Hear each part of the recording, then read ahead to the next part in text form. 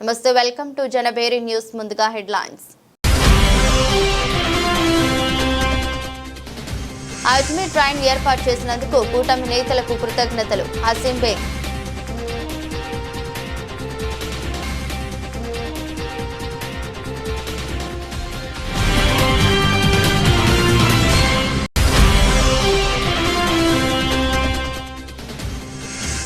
Aditya degree కళాశాల NSS విద్యార్థులచే Swachh Bharat కార్యక్రమంలో ఉత్సాహంగా పాల్గొన్న 15 మంది ఎన్ఎస్ఎస్ విద్యార్థులు.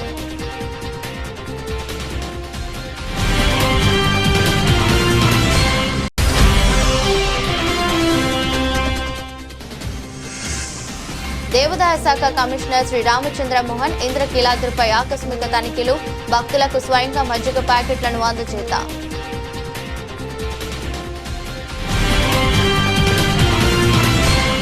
రాజకీయ ఉనికి కోసమే జగన్ పాకులాడుతున్నాడని, ఈ క్రమంలోనే పిన్నెల్లి వంటి రౌడీ షీటర్లు హంతకులకు జగన్ వంత పాడుతున్నారని తెలుగుదేశం పార్టీ సీనియర్ నేత బుద్ధ వెంకన్న విమర్శించారు. మున్సిపల్ చైర్మన్ కోసం వేలంపాట పెట్టి దాడులు, హత్యలు చేయించిన దుర్మార్గులు పిన్నెల్లి సోదరులని ఆరోపించారు. వారిని నడిపించిన రాక్షసుడు జగన్మోహన్ రెడ్డి. ఇలా రాక్షసులంతా కలిసి రాష్ట్రాన్ని రావణ కాష్టంగా మార్చారని ధ్వజమెత్తారు. వైసీపీ అధినేత వైఎస్ జగన్మోహన్ రెడ్డిపై తెలుగుదేశం పార్టీ సీనియర్ నేత బుద్ధ వెంకన్న తీవ్ర ఆగ్రహం వ్యక్తం చేశారు. మున్సిపల్ చైర్మన్ కోసం వేలంపాట పెట్టి దాడులు, హత్యలు చేయించిన దుర్మార్గులు పిన్నెల్లి సోదరులని ధ్వజమెత్తారు. వారిని నడిపించిన రాక్షసుడు జగన్ రెడ్డి. ఇలా రాక్షసులంతా కలిసి రాష్ట్రాన్ని రావణ కాష్టంగా మార్చారని దుయ్యబట్టారు. సుప్రీంకోర్టు ఆదేశాలతో పిన్నెల్లి సోదరులను అరెస్ట్ చేస్తే ఇది తప్పు, అన్యాయమని జగన్ మాట్లాడటం విడ్డూరంగా ఉందని ఎద్దేవా చేశారు. ఏపీలో టీడీపీ మద్దతుదారులను చంపేయాలని లక్ష్యంగా పెట్టుకున్న వ్యక్తులు పిన్నెల్లి బ్రదర్స్ అని మండిపడ్డారు. ఒక కులాన్ని టార్గెట్ చేసుకుని అసభ్యంగా మాట్లాడిన చరిత్ర వైసీపీదని ఆక్షేపించారు. పవన్ కళ్యాణ్ సామాజిక వర్గం పైన దుర్మార్గాలకు తెగపడ్డారని ఆరోపించారు. నమస్కారం అండి.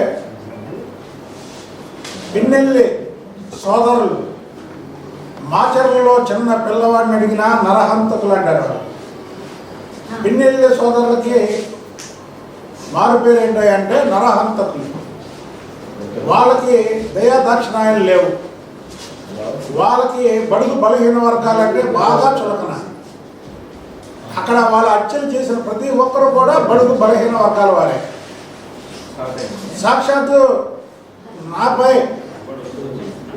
ఆ రోజు ఎమ్మెల్సీగా ఉన్న నాపై, ఆ రోజు మాజీ ఎమ్మెల్యే ఉన్న బోండమ్మపై కూడా తురకా కిషోర్తో వేలంపాట పెట్టి మార్చర్లో మున్సిపల్ చైర్మన్ ఇస్తా, ఎవరైతే వాళ్ళ మీద దాడి చేస్తారో, ఎవరైతే వాళ్ళని చంపుతారో వాళ్ళకి మున్సిపల్ చైర్మన్ ఇస్తానని వేలంపాట పెట్టినటువంటి నరరూప రాక్షసులు పిన్నెల్లి సోదరులు. వాళ్ళు అన్ని అరాచకాలు చేయడానికి ముఖ్య కారణం ఏంటంటే వాళ్ళ నాయకుడు వైఎస్ జగన్మోహన్ రెడ్డి. వైఎస్ జగన్మోహన్ రెడ్డి ఒక రాక్షసుడైతే వీళ్ళు ఒక రాక్షసులు.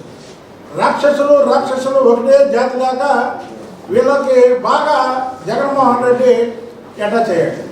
ఈరోజు ఎందుకు చెప్తున్నామంటే ఈ విషయాలన్నీ సుప్రీంకోర్టు ఆదేశాల ప్రకారం ఏదైతే భారతదేశంలో అత్యున్నతమైనటువంటి న్యాయస్థానం సుప్రీంకోర్టు ఆదేశాల మేరకు పిన్నెల్లి సోదరుల్ని అరెస్ట్ చేస్తే దీని మీద ఈ రాక్షస సైకో జగన్మోహన్ రెడ్డి ఇది అన్యాయం అంటాడు, ఇది అక్రమం అంటాడు, ఇది ప్రభుత్వం కుట్ర అంటాడు.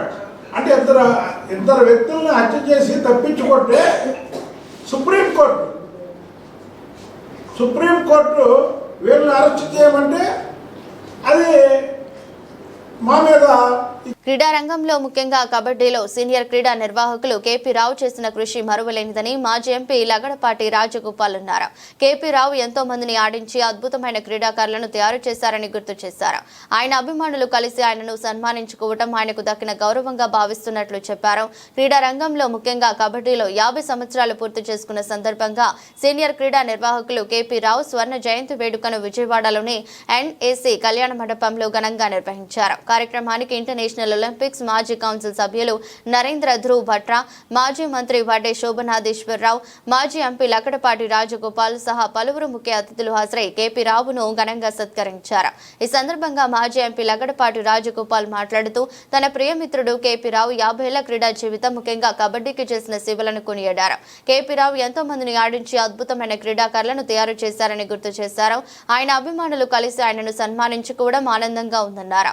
ఆయన భవిష్యత్తులో కూడా అనేక మంది క్రీడాకారులను తయారు చేయాలని, ముఖ్యంగా మన విజయవాడ ఆంధ్రప్రదేశ్లో మరిన్ని క్రీడా పోటీలు నిర్వహించాలని, ఆయనను సంపూర్ణ ఆరోగ్యాలతో కలగాలని మనస్ఫూర్తిగా ఆకాంక్షించారు.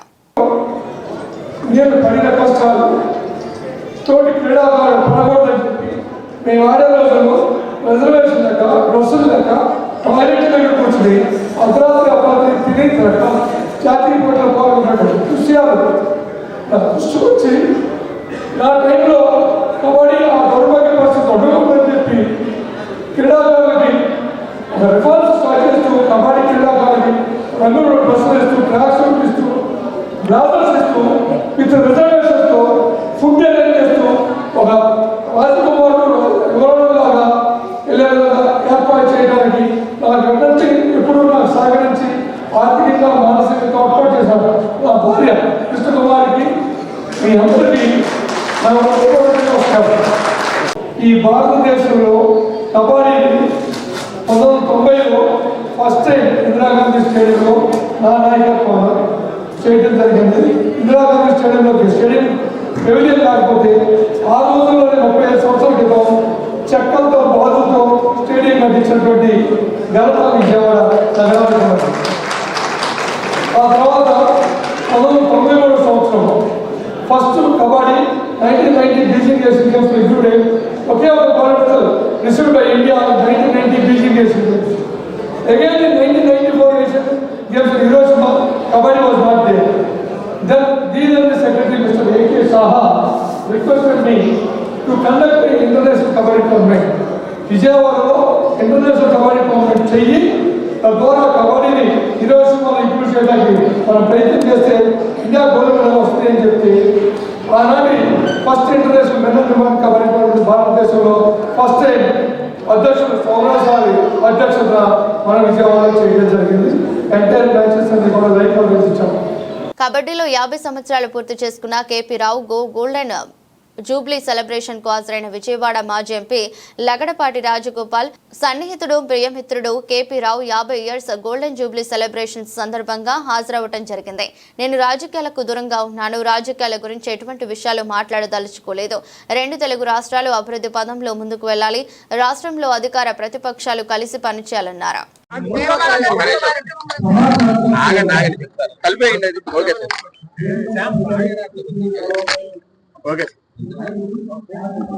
సన్నిహితుడు ప్రియమిత్రుడు కేపీ రావు 50 సంవత్సరాల క్రీడా జీవితం, ముఖ్యంగా కబడ్డీ జీవితం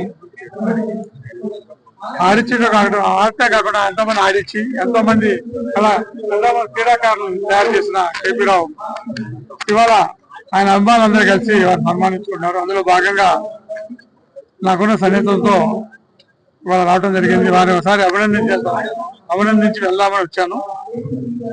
వారు ఇంకా మున్ముందు అనేక మంది క్రీడాకారులను తయారు చేయాలని, క్రీడల్లో ప్రోత్సాహం ఎక్కువ చేసి ఇంకా అనేక క్రీడా పోటీలు ముఖ్యంగా మన విజయవాడ మన ఆంధ్రప్రదేశ్ లో నిర్వహించాలని కూడా కోరుకుంటారు. వారికి సంపూర్ణ ఆరోగ్యంతో ఇంకా మున్ముందు అనేక కార్యక్రమాలు చేయాలని చెప్పి నేను మనస్ఫూర్తిగా కోరుకుంటున్నాను. సార్ పొలిటికల్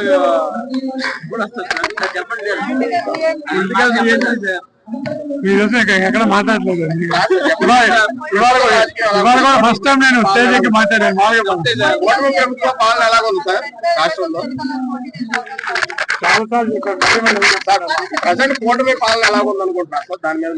నేను రాజకీయాల్లోకి దూరంగా ఉన్నాను.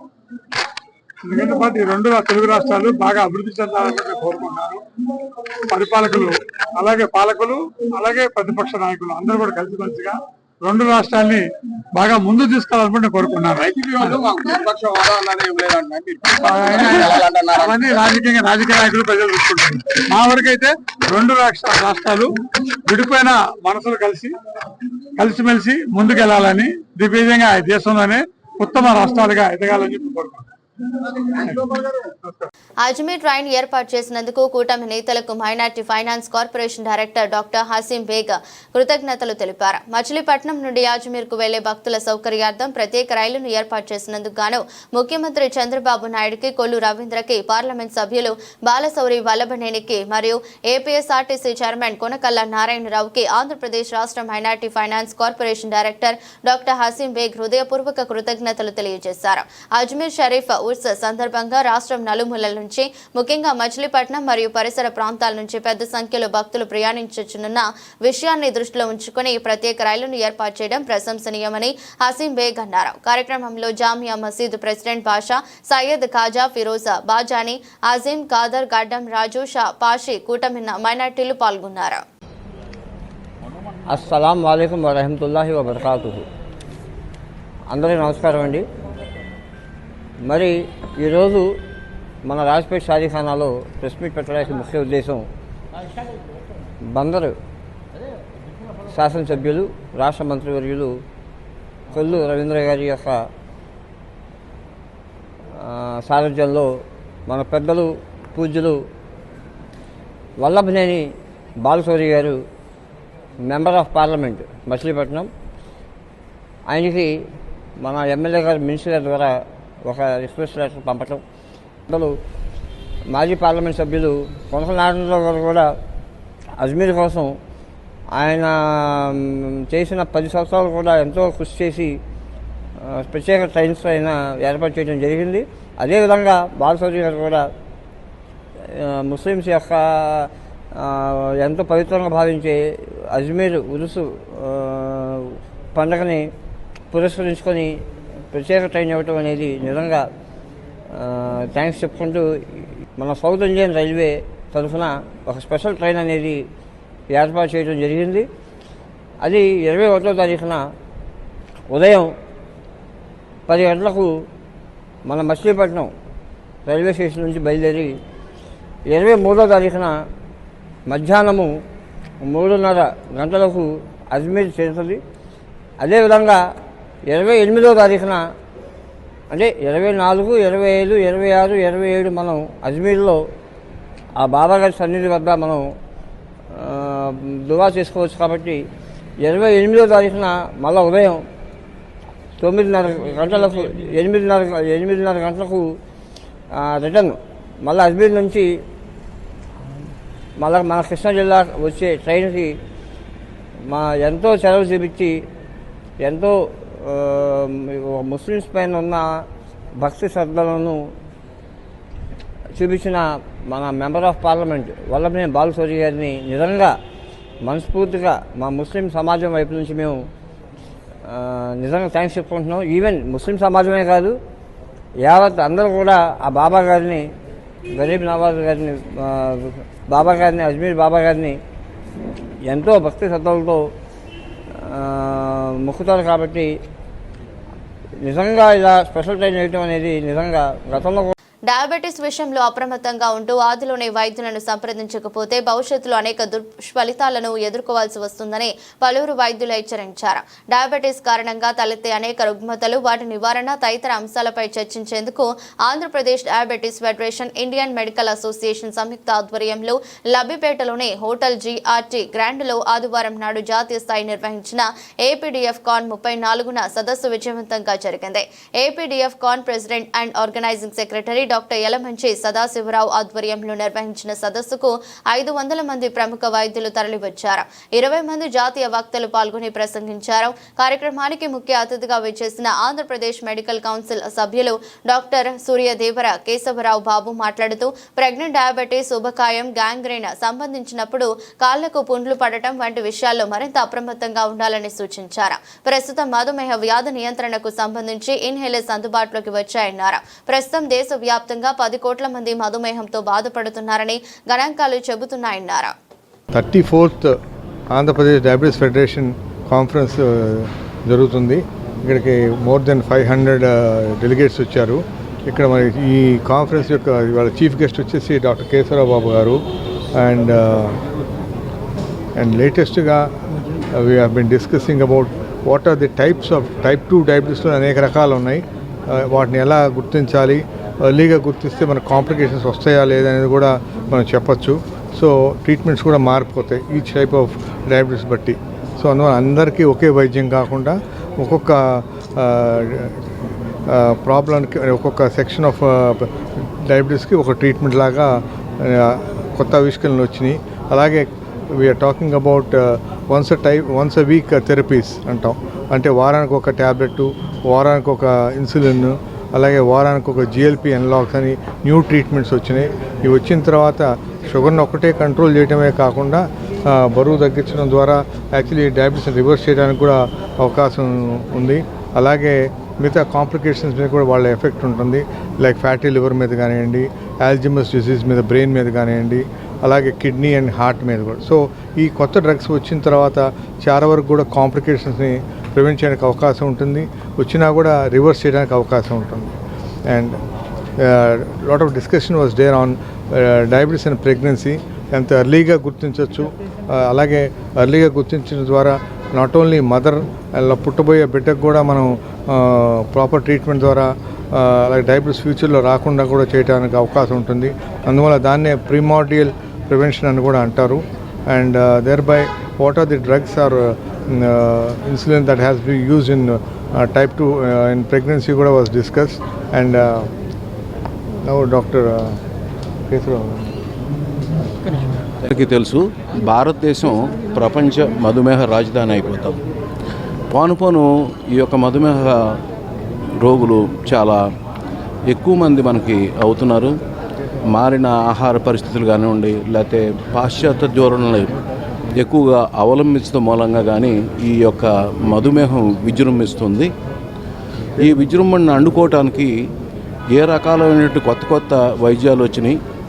ఈ యొక్క మధుమేహ రోగులు కాంప్లికేషన్స్ బారిన పడకుండా ఏ విధంగా వారిని కాపాడాలి అంటే, కాంప్లికేషన్ బారిన చాలామంది మీకు తెలుసు, కాళ్ళు పోవటం, కళ్ళు పోవటం, లేకపోతే చిన్న వయసులో హార్ట్ అటాక్ రావటం, లేకపోతే కిడ్నీ పోవటం, లేకపోతే అంధులు అవటం, ఇలా కుటుంబ వ్యవస్థ మొత్తం దెబ్బతింటుంది ఈ డయాబెటీస్ మూలంగా వచ్చే కాంప్లికేషన్ మూలంగా. సో అందువలన డాక్టర్ సదాశివరావు గారి ఆధ్వర్యంలో, ఏపీడిఎఫ్ వారి ఆధ్వర్యంలో ఈ రోజున ఈ యొక్క పేషెంట్లని ముందుగా ఎట్లా గుర్తించాలి, ఎటువంటి కాంప్లికేషన్స్ వస్తున్నాయో వాటిని ఎలా ప్రివెంట్ చేయాలి, ఒకవేళ ఎర్లీగా గుర్తిస్తే వాటికి ఏ విధమైనటువంటి మంచి వైద్యం అందించవచ్చు, అలా అందించడం మూలంగా ఒక కుటుంబ వ్యవస్థ నిలబడుతుంది. ఎందుకంటే ఒక వ్యక్తి సంపాదన పోయిందంటే ఈ యొక్క కాంప్లికేషన్ మూలంగా ఆ కుటుంబం మొత్తం పోతుంది. అలాగే కొన్ని రోజులు కనుక ఆ వ్యక్తి మూలన పడితే మొత్తం దేశ సంపద, దేశ జాతీయ స్థూలోత్పత్తి కూడా తగ్గే అవకాశం ఉంది. కాబట్టి సాధ్యమైనంత వరకు ఇటువంటి కాన్ఫరెన్స్ల ద్వారా వైద్యులందరం కూడా మన మంచి పద్ధతులు, మంచి వైద్యము ముందే తెలుసుకునే విధానాలు తెలుసుకుంటే కనుక మనం మా పేషెంట్లకి మా వైద్య బృందం తరఫున కొత్త కొత్త విధానాలను వాళ్ళకి అందించగలుగుతాం. వాళ్ళ యొక్క జీవితాన్ని షుగర్ లేకుండా ఉన్న పేషెంట్లు, మామూలు సాధారణ ప్రజలకు మళ్ళీనే షుగర్ ఉన్న పేషెంట్లు కూడా సాధారణ స్థితిలోకి రావాలి అని చెప్పి ఆశిస్తూ మేమందరం కూడా ఈ కార్యక్రమం చేస్తున్నాం. ఇటువంటి కార్యక్రమాలు చేయడం మూలంగా డెఫినెట్గా పేషెంట్కి కొత్త కొత్త మోడాలిటీ ఆఫ్ ట్రీట్మెంటు, థెరపటిక్ ప్రొసీజర్సు ఇవన్నీ కూడా అందించడం ద్వారా మేమందరం కూడా ఈ యొక్క దేశీయ జాతీయ స్థూల ఉత్పత్తి ఆదాయాన్ని కూడా తగ్గించకుండా పేషెంట్ని బెడ్కి రీడన్ అవ్వకుండా కాపాడే విధానాలను అనుసరిస్తున్నాం. Thank you very much. 54th Andhra Pradesh diabetes federation 2025 conference జరుగుతుంది విజయవాడ GRT గ్రాండ్లో. సో ఈ సదస్సులో చాలా నూతన ఆవిష్కరణలు డయాబెటీస్లో జరిగిన వాటన్నిటి గురించి చర్చించడం జరిగింది. అండ్ కొత్త కొత్త థెరపీస్, వన్స్ వీక్లీ థెరపీస్, వారానికి ఒకసారి ఇంజెక్షన్లు, వారానికి ఒకసారి టాబ్లెట్ల గురించి కూడా గుర్తించబడింది. సో దీంట్లో ఇంకొక ముఖ్యమైన అంశం ఏంటంటే ప్రెగ్నెన్సీ, డయాబెటీస్లో ప్రెగ్నెన్సీ. సో ఇప్పుడు ఏంటంటే మనం సాధారణంగా డయాబెటీస్ టెస్టింగ్ అనేది 24 to 36 వీక్స్లో చేస్తున్నాము. యూజువల్గా అక్కడే చూస్తున్నాం. కాబట్టి ఇప్పుడు లేటెస్ట్గా చూసింది ఏంటంటే ప్రెగ్నెంట్ అని తెలియగానే కూడా టెస్టింగ్ చేయాలి. ఎందుకంటే ఎవరైతే ముందుగా డయాబెటీస్ బారిన పడిన వాళ్ళు గుర్తించకపోవడం వల్ల ఈ ప్రెగ్నెన్సీలో డయాబెటీస్ వచ్చి 24 వీక్స్ వరకు వెయిట్ చేయాల్సిన అవసరం లేదు. ఎందుకంటే ఈ షుగర్స్ అని ఈ లోపలే శిశువు మీద వాటి ప్రభావం చూపించే అవకాశం కూడా ఉంటుంది. అండ్ శిశువు యొక్క ఆరోగ్యం అనేది తల్లి గర్భంలోనే నిర్ధారించబడుతుంది. అందువల్ల ప్రెగ్నెన్సీ అని తెలియంగానే వెంటనే షుగర్ టెస్టింగ్ చేయించుకోవాలి. ఇంకొకటి వచ్చేసి ఏంటంటే ఈవెన్ ప్రెగ్నెన్సీ ప్లానింగ్ ముందే బోత్ మదర్ అండ్ ఫాదర్ కూడా టెస్ట్ చేయించుకొని దానికి సరైన ట్రీట్మెంట్ తీసుకుంటేనే ప్రెగ్నెన్సీ ప్లానింగ్ చేసుకోవడం వల్ల మనం ముందుగానే ఈ డయాబెటీస్ ఇన్ ప్రెగ్నెన్సీని ఆపగలం, డిటెక్ట్ చేసి దాన్ని కంట్రోల్ చేయగలం. సో దానివల్ల మనం మదర్నే కాదు పుట్టబోయే బేబీ హెల్త్ని కూడా మనం ముందుగానే ఈ వచ్చే మెటబాలిక్ ప్రాబ్లమ్స్ అన్నీ కూడా ప్రివెంట్ చేయగలుగుతాం. సో దీని గురించి చాలా డిస్కషన్ అండి. సో ప్లానింగ్ వాళ్ళు కూడా వెంటనే చెక్ చేయించుకొని ప్లాన్ చేసుకుంటే చాలా మంచిది. ఒకవేళ ప్రెగ్నెంట్ అని తెలిసినా కూడా వెంటనే వెళ్ళి షుగర్స్ చెక్ చేయించుకోవాలి. ఇవాళ 14th December 2025 34th APDF conference జరుగుతుందండి GRTలో. మార్నింగ్ 9 నుంచి 5 వరకు ఓవర్ 350 డెలిగేట్స్ హాజరయ్యారు. దీనికి నేషనల్ స్పీకర్స్ 20 మంది వచ్చారు. ఈ సెషన్లో ఇప్పుడు మేము ప్రెగ్నెన్సీ ఇన్ డయాబెటీస్, ఇంతకు ముందు వరకు 20 వారాల తర్వాతనే డయాబెటీస్ డిటెక్ట్ అయ్యేది ప్రెగ్నెన్సీలో, కానీ ఇప్పుడు ప్రీ ప్రెగ్నెన్సీ కౌన్సిలింగ్ కూడా చాలా ఇంపార్టెంట్ అని చెప్తున్నారు. ప్రెగ్నెన్సీ ప్లాన్ చేసుకునే ప్రతి ఒక్కళ్ళు కూడా షుగర్ టెస్ట్ చేసుకొని, థైరాయిడ్ టెస్ట్ చేసుకొని, ఒకసారి డాక్టర్ని కలిసి అన్నీ కరెక్ట్గా ఉన్నాయి అనుకున్న తర్వాతే ప్రెగ్నెన్సీ ప్లాన్ చేసుకోవడం చాలా అవసరం. ఎందుకంటే ప్రెగ్నెన్సీలో ఉమెన్ హెల్త్ అనేది నెక్స్ట్ 3 జనరేషన్స్లో వచ్చే పిల్లల హెల్త్ని డిసైడ్ చేస్తుంది. కాబట్టి ఆ ఒక్క ప్రెగ్నెంట్ ఉమెన్ న్యూట్రిషన్ నుంచి, హెల్త్ నుంచి చాలా జాగ్రత్తగా కేర్ తీసుకుంటూ ఉండాలి.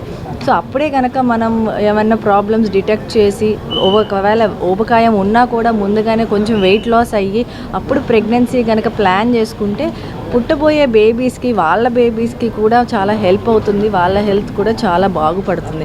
ఇప్పుడు మనం చూస్తున్నాం చిన్న పిల్లలకి కూడా డయాబెటీస్ వస్తుంది. ఇంతకుముందు టైప్ 1 అనేది 30 ఏళ్ల లోపు వాళ్ళకి చూసేవాళ్ళం కాదు. 30 ఏళ్ల లోపు టైప్ 1 చూసేవాళ్ళం. టైప్ 2 అనేది 30 ఏళ్ళ తర్వాత లేదా బాగా లావుగా ఉన్న వాళ్ళలో చూసేవాళ్ళం. ఇప్పుడు 4-5 ఏళ్ల వయసు చిన్న పిల్లల్లో కూడా టైప్ 2 డయాబెటీస్ అనేది వస్తుంది. దానికి ముఖ్య కారణం ప్రెగ్నెన్సీలో వాళ్ళ పేరెంట్స్ తీసుకునే న్యూట్రిషన్, వాళ్ళకి డయాబెటీస్ రావడం వల్ల కూడా తర్వాత పుట్టబోయే పిల్లలకి టైప్ 2 డయాబెటీస్ ఎర్లీగా రావడం అనేది జరుగుతూ ఉంటుంది.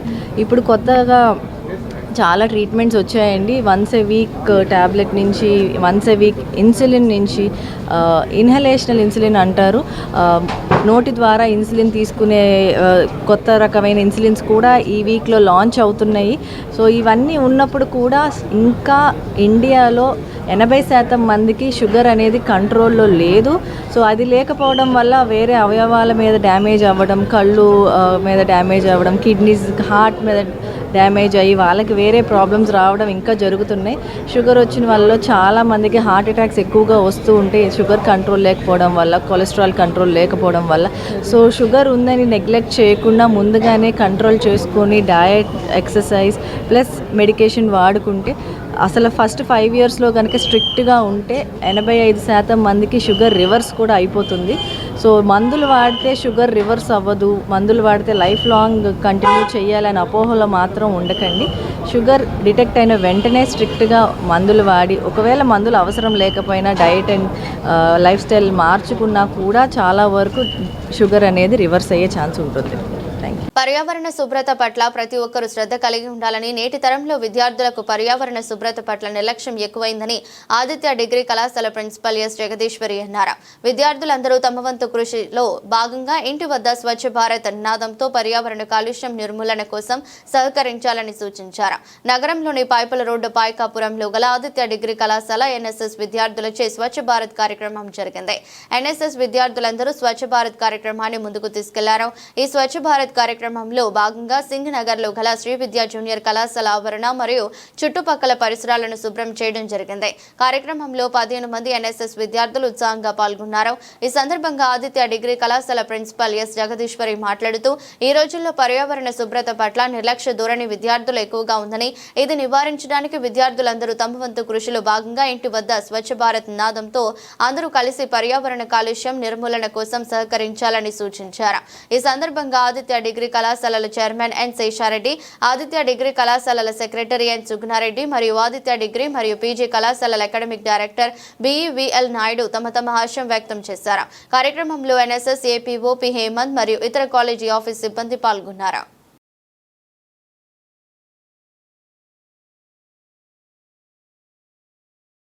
విజయవాడలోని ఇంద్రకీలాద్రిపై భవానీ దీక్ష విరమణ కార్యక్రమం 4వ రోజు కూడా భక్తి శ్రద్ధలతో కొనసాగుతుంది. ఆదివారం కావడంతో వేకువజాము నుండే వేలాదిగా తరలివస్తున్న దీక్షాదారులు గిరి ప్రదక్షిణ చేసి అనంతరం దుర్గమ్మను దర్శించుకుంటున్నారు. భక్తులకు ఎలాంటి అసౌకర్యాలు కలగకుండా అధికార యంత్రాంగం విస్తృత ఏర్పాట్లు చేసింది. భవానీ భక్తులతో ఇంద్రకీలాద్రి పరిసరాలు పేరుపెక్కాయి. ఇంద్రకీలాద్రిపై వెంచేస్తున్న కనకదుర్గమ్మ వారి భవానీ దీక్ష విరమణలు వైభవోపేతంగా సాగుతున్నాయి. 4వ రోజున భక్తులు వెలువలా తరలివచ్చారు. ఆదివారం కావడంతో ఊహించిన దానికంటే రద్దీ ఎక్కువగా కనిపిస్తుంది.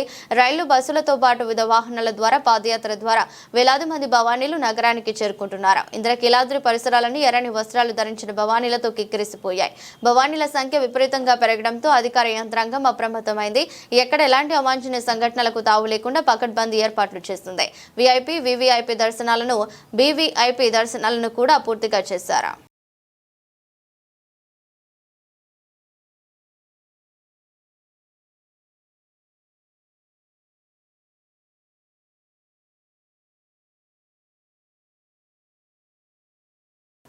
ఇంద్రకీలాద్రిపై వెంచేసి ఉన్న శ్రీ కనకదుర్గ అమ్మవారి భవానీ దీక్ష విరమణలు సజావుగా సాగుతున్నాయని దేవాదాయ శాఖ కమిషనర్ రామచంద్ర మోహన్ తెలిపారు. అధికారులు కల్పించిన వసతుల పట్ల భవానీ భక్తులు సంతృప్తి వ్యక్తం చేస్తున్నారని ఆయన వివరించారు. దీక్ష విరమణలు ఆఖరి రోజు వరకు ఇదే స్ఫూర్తితో కొనసాగాలని ఆకాంక్షించారు. దేవాదాయ శాఖ కమిషనర్ శ్రీ రామచంద్ర మోహన్ ఇంద్రకీలాద్రిపై ఆకస్మిక తనిఖీలు నిర్వహించారు. సీనా నాయక్ తో కలిసి భక్తుల సదుపాయాలను పరిశీలించారు. క్యూలైన్లో ఉన్న భక్తులతో మాట్లాడారు. భక్తులకు స్వయంగా మజ్జిగ ప్యాకెట్లు పంపిణీ చేశారు. ఈ సందర్భంగా కమిషనర్ రామచంద్ర మోహన్ మాట్లాడుతూ భవానీ దీక్ష విరమణలు సజావుగా ప్రశాంతంగా కొనసాగుతున్నాయన్నారు. దీక్షల విరమణ ప్రక్రియకు జిల్లా యంత్రాంగం, జిల్లా కలెక్టర్ గారితో పాటు పోలీస్ కమిషనర్, ఇతర జిల్లా అధికారులు సంయుక్తంగా సమర్థవంతమైన ఏర్పాట్లు చేశారని కమిషనర్ ప్రశంసించారు. 4వ రోజు ఉదయం నాటికి మొత్తం 3.75 లక్షల మంది భవానీలు అమ్మవారిని దర్శించుకుని దీక్షలు విరమించుకున్నారని ఆయలు వివరించారు. దుర్గా భవానీ అమ్మవారి దీక్షలు లక్షలాది మంది భక్తులు ప్రతి సంవత్సరం తీసుకోవటం, అమ్మవారి కొండకు వచ్చి దీక్ష విరమణ చేయటం అనేక దశాబ్దాలుగా కొనసాగుతూ ఉంది. గత కొన్ని సంవత్సరాలుగా ఈ దీక్షా విరమణ 5 రోజులకు నిడివికి పెంచడం జరిగింది. అదేవిధంగా ఈ సంవత్సరం కూడా ప్రతి సంవత్సరం మాదిరిగానే దేవస్థానం, అదేవిధంగా జిల్లా కలెక్టర్ గారి ఆధ్వర్యంలో దేవస్థానం, పోలీస్ సిబ్బంది, మున్సిపల్ కార్పొరేషన్, ఇతర ప్రభుత్వ శాఖలన్నీ కూడా సమన్వయంతో పనిచేసి పకడ్బందీ ఏర్పాట్లు చేయడం జరిగింది. గత 11వ తేదీన ప్రారంభమైన భవానీ దీక్షలు నేడు ఆఖరి రోజుకి చేరుకున్నాయి. రేపటితో భవానీ దీక్షలు ముగియబోతున్నాయి. ఈ 5 రోజుల్లో దాదాపు 3 లక్షల మంది వరకు భక్తులు వస్తారని అంచనా వేస్తూ ఉన్నాం. 3 నుంచి 4 లక్షల మధ్యలో ఉంటారని భావిస్తూ ఉన్నాం. దసరా ఉత్సవాన్ని ఏ రకంగా అయితే భక్తులు ఎవరికి ఎటువంటి ఇబ్బంది లేకుండా జయప్రదంగా పూర్తి చేయడం జరిగిందో, ఈ భవానీ దీక్షను కూడా అదేవిధంగా పూర్తి చేయడానికి జిల్లా యంత్రాంగం, దేవస్థానం అన్ని చర్యలు చేపట్టినాయి. రేపటి వరకు కూడా ఇదే స్ఫూర్తితో ఈ కార్యక్రమాలను పర్యవేక్షించాలని, భక్తులు ఎక్కడా కూడా ఏ చిన్న ఇబ్బంది కలగకుండా సంతృప్తికరమైన దర్శనాలు ఏర్పాటు చేయాలని నేను అధికారులకు కూడా సూచించడం జరిగింది. గత 4 రోజుల నుంచి ఏ రకంగా చేశారో రేపు పూర్ణాహుతి వరకు కూడా అదే శ్రద్ధతో పనిచేయాలని చెప్పి వారు సూచించడం జరిగింది. ఇప్పటి వరకు ఎక్కడ ఎటువంటి ఇబ్బంది కలగకుండా సంతృప్తికరంగా జరుగుతూ ఉంది.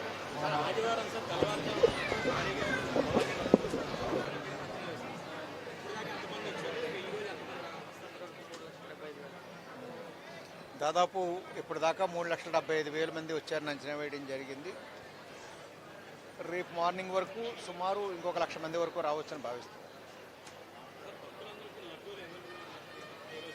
ప్రసాదాలకు ఎటువంటి కొరత లేకుండా ముందు నుంచి ప్రత్యేకంగా ఒక ప్రణాళిక సిద్ధం చేసుకుని ఆ రకంగా ఏర్పాటు చేయడం జరిగింది. ఇప్పటి వరకు లడ్డూల కొరత రాలేదు. ఇక రేపు ఈ కార్యక్రమం ముగిసే వరకు కూడా రానివ్వబోం. ప్రసాదం కొరత రాకుండా చూసుకోవడానికి అన్ని చర్యలు చేపట్టడం జరుగుతుంది.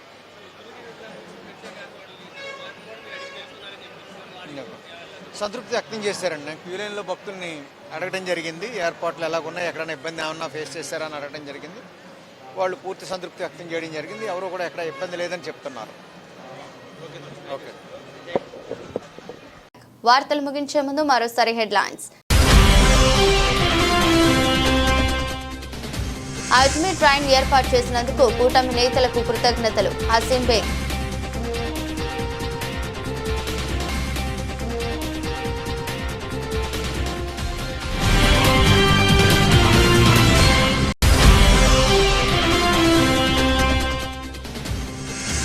ఆదిత్య డిగ్రీ కళాశాల ఎన్ఎస్ఎస్ విద్యార్థులచే స్వచ్ఛ భారత్ కార్యక్రమంలో ఉత్సాహంగా పాల్గొన్న 17 మంది ఎన్ఎస్ఎస్ విద్యార్థులు.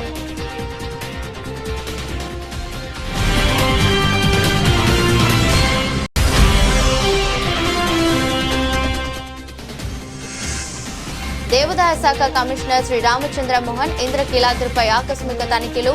భక్తులకు స్వయంగా మజ్జిగ ప్యాకెట్లను అందజేత.